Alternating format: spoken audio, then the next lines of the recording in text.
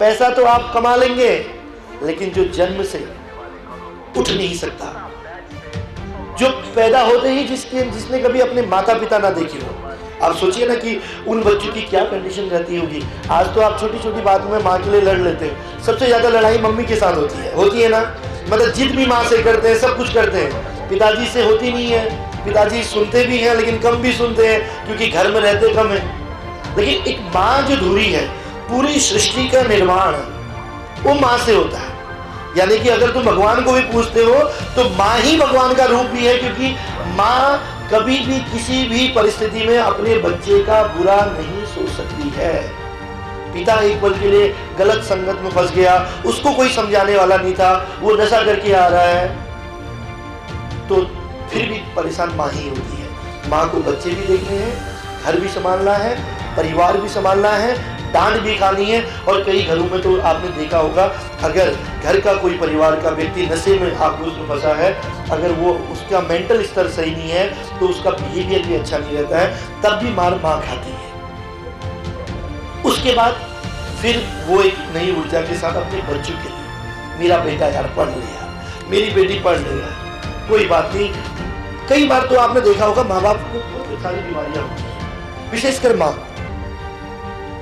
वो अपना इलाज तक नहीं करा पाती है बेटा, सिर्फ इसलिए कि इसकी फीस देनी है, इसकी कोर्स की फीस देनी है, इसकी ट्यूशन फीस देनी है, इसको आगे बढ़ना है, मैं 10 साल बाद 5 साल बाद दिखा दूंगी। और वो कब कैंसर में परिवर्तित हो जाता है, वो बीमारी कब बड़ी हो जाती है, कब माँ दुनिया छोड़ के चली जाती है, हमको पता भी नहीं चलता है। और हम कहते हैं हमारे माँ बाप ने हमारे लिए किया क्या है। अरे जिस माँ ने जन्म दिया, जिस माँ ने, आप एक इतनी सी फुंसी हो जाए ना हाथ पैर में तो आप झेल नहीं पाते हो, और 9 माह तक पेट में रखना, उसके बाद बच्चे को जन्म देना, और उसके बाद उसको पढ़ाना लिखाना, उसको 5 साल तक अपना सब कुछ न्योछावर करके बड़ा बनाना। और वही बच्चा जब बड़ा बन जाए, वही बच्चे जब थोड़ा सा अच्छी नौकरियों में आ जाए, अपने पैरों में खड़े हो जाए, और आजकल के नए अपनी जीवन साथी को चुनने के लिए अपने माँ बापों को वृद्धाश्रम में डाल देते हैं। सिंगल रहना है, पति पत्नी रहेंगी, लड़की पहले ही टाइप कर लेती है कि नहीं भाई शादी करना है तो तेरी माँ बाप के साथ नहीं रहूंगी। अपने माँ के लिए तो सोच रही है वो, अपने माँ को तो फोन करती है कि भाभी क्या करती है, लेकिन अपनी सास को, जिसने उस बच्चे को पाला पोसा, उसको पहले बोलती है ये बुढ़िया नहीं रहेगी मेरे साथ, हम रहेंगे। क्यों?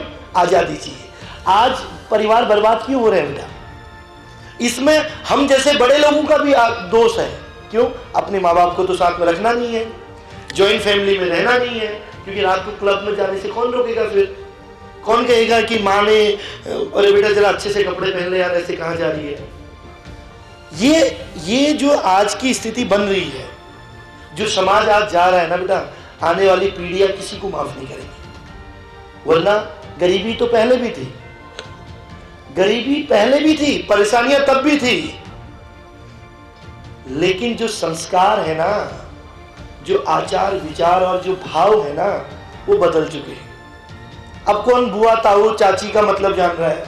अगर बुआ घर में कभी साल में आ जाए तो पहले चिंता हो जाती है कि ये कब जाएगी।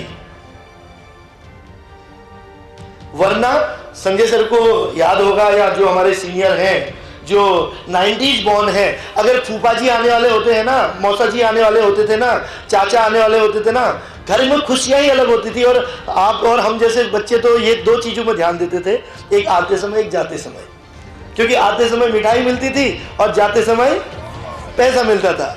अच्छा, हम बच्चे बड़े स्वाभिमानी होते हैं, हम इतना तो बोलते हैं कि नहीं चाहिए ना ना ना, नहीं फूफा जी नहीं चाहिए, हार भी दे रहे हैं और चाहिए भी नहीं, लेकिन मन तो बच्चा है ना। उसके बाद पलट के जब चले जाते थे, देखते थे यार कितना दिया है, और जिसने ज्यादा दिया है, सोचो जिसने ज्यादा दिया, हम कितना खुश होते थे सर। हम कहते थे भगवान फूफा जी यार फिर आ जाओ यार। मेरे फूफा जी भी बहुत पैसे देते थे, अभी वो बेचारे इस दुनिया में नहीं है, तो मुझे इसलिए फूफा जी का ध्यान आता। देते तो मामा भी थे, लेकिन फूफा जी बेचारे, उनके पास हो ना हो, जितने 10-10 के नोट हो तो हम गिनते थे उनको। फिर तो बेटा वो जो समय और आज का समय है ना, ऐसा नहीं है। समय परिवर्तन हमने किया, समय के बदलाव हमारी भावनाओं से आए। मैं क्यों आपको समझाने आया हूं? अगर मैं अपनी उम्र के लोगों को समझाऊंगा ना, कहेंगे साला पागल है। कौन सी दुनिया की बात कर रहा है। लेकिन मैं जानता हूं कि जो आपके भाव है ना, आप इस पेड़ की तरह नहीं हो, आप इस छोटे से कोमल से पेड़ की तरह हो जो अभी भी अपने अपने भावनाओं को बदल सकते हो।